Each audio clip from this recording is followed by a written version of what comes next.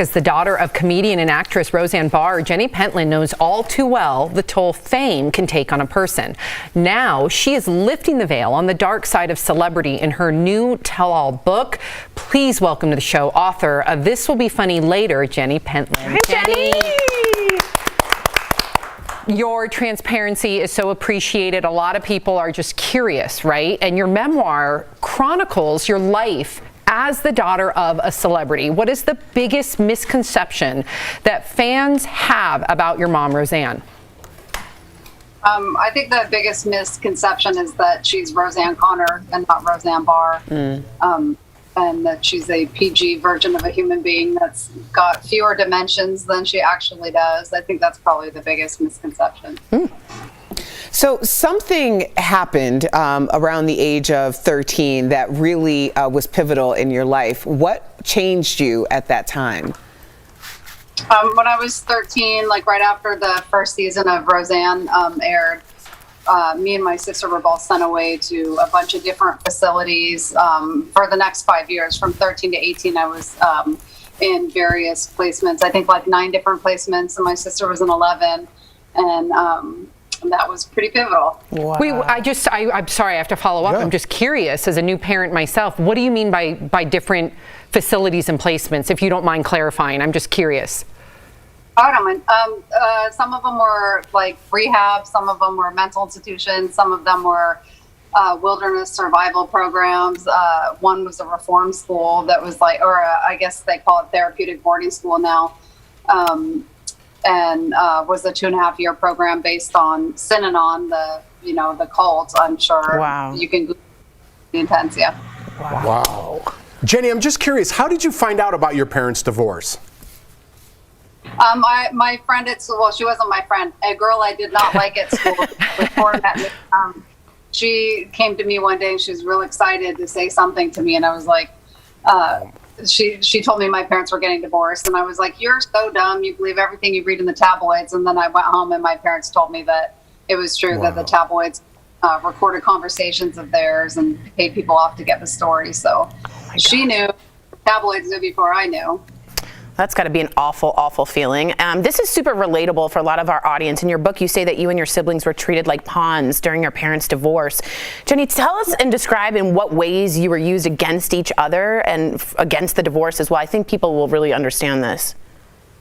Well, I think the lawyers, they stood to make a lot of money off of the longer litigations took and the longer everything was drawn out. So any time that there would have been resolution that my parents maybe could have worked together to resolve something on their own, it was encouraged that they don't, and that they have the experts or people help them. So anything that we did, if our nails were dirty, if we had gained weight at one parent's house, if our clothes weren't clean when we came over, just literally anything we did, my parents weren't kind of write down and turn into the lawyers, and the lawyers would compile that information and use it to get things they wanted. Yeah.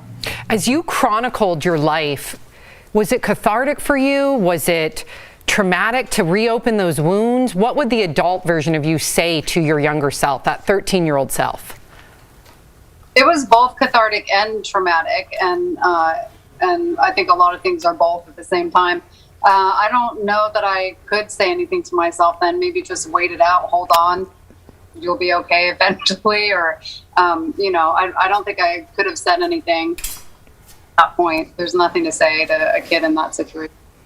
Well, we will be right back with more of our conversation with Jenny and what her relationship with her mom, Roseanne, is like now. Thank you, Jenny. We'll see you soon right after this. Welcome back to our conversation with Jenny Pentland, daughter of Roseanne, and talking with us live about her new book, This Will Be Funny Later. Okay, so I know that you open up about your book and you say some was cathartic, some was traumatic. What was the most traumatic moment of your childhood, and do you go into detail in your book? I think there was a lot there, but there was a moment that I think was pivotal to everything and kind of sent shockwaves backwards and forwards, was when I was in the second facility that I was in, and a staff member there told me that the reason I was there was because I had really, really good mental health insurance policy. Wow. He told me I was worth $1 million a year, because I was asking him why I was in there, like, how come I'm in here longer than anybody else? And that was the reason he gave me. And it really, like, you know, trying to do the math on that when you're 14, like, oh wait, they're making money off of me. So, you know, Wow. mental health care profiting off of people, that's hard to understand anyway, but for a 14-year-old to understand, I think that was a huge wake-up moment for me. Right. I have chills. I mean, Jenny, has enough time passed for your experiences to live up to the title of your book? Are they funny to you now?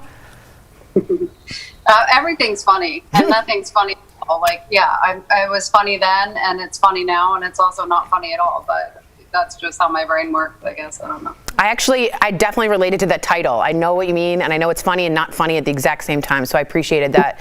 This industry that preys on at-risk children still exists, okay? Let's talk action. In some cases, these kids are exploited for entertainment on TV. What do you think, having lived that, needs to change to stop it from happening? Any profiting off of human lives, human suffering, human health, any profiting off of suffering and misery, and you know, that's not an attempt to help. It's just not. Like, the entertainment shows, the TV shows that like Dr. Phil, profiting off of, like, if you're profiting, you're not, like, you can't be in the same category as somebody who's actually out there helping. I'm not talking about taking a paycheck from, you know, to take care of yourself. I'm talking about real profiting, advertising, drug companies, all of it, the real profiting that happens. And that they are still happening now. A lot of them are still happening.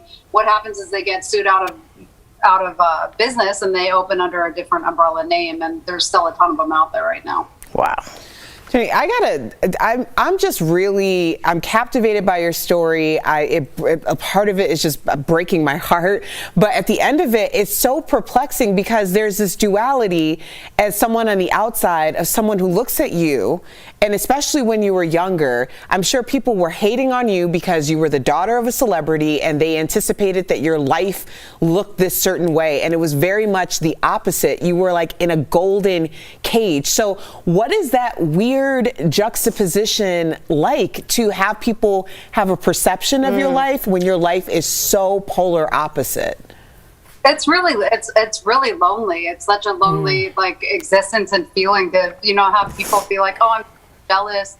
People who are jealous, and you're like, of what? Me being locked up for 5 years, like, what exactly are you jealous of? And or the money too, like, a lot of people thinking that money's going to solve problems, and it hasn't solved any of mine. I haven't seen any of it. I don't make any. So, you know what I mean? It's the, there's a lot of illusion around celebrity, and a lot of putting on a pedestal and all those things that occur. And because I'm not a celebrity, and I'm kind of just fame adjacent or celebrity adjacent, it's a completely different thing, because, you know, people usually want to step over you to get to the real celebrity, and at the same time you're held to the same standards and expectations and all that. And my life is nothing like what people think, and a lot of people who get to know me say, you're nothing like I thought you would be. And I mean, that's kind of a compliment, but it's also a comment on how we judge people without knowing them, or, you know, just based on what little information that we have without talking to them or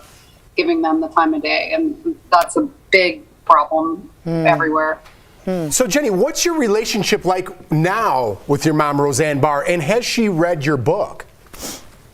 I think she read it. We don't really talk about those kind of things too much in our family, just because we're a family first and foremost, and we get together, we go to dinner, we play with each other's kids, and that kind of thing. Those conversations don't come up as much as you think that they would. But we have a decent relationship. It's a mother-daughter relationship. That's how I explain it, because I think that, you know, tells about how complicated and multidimensional it is. But we love each other very much, and we have each other's best interests at heart at all times. And yeah, we love each other. Jenny, thank you so much for your honesty and your insightful words. For everyone at home, if you want to know more about Jenny's story, check out her book, This Will Be Funny Later, a memoir, out now. Thank you, Jenny. We'll be right back.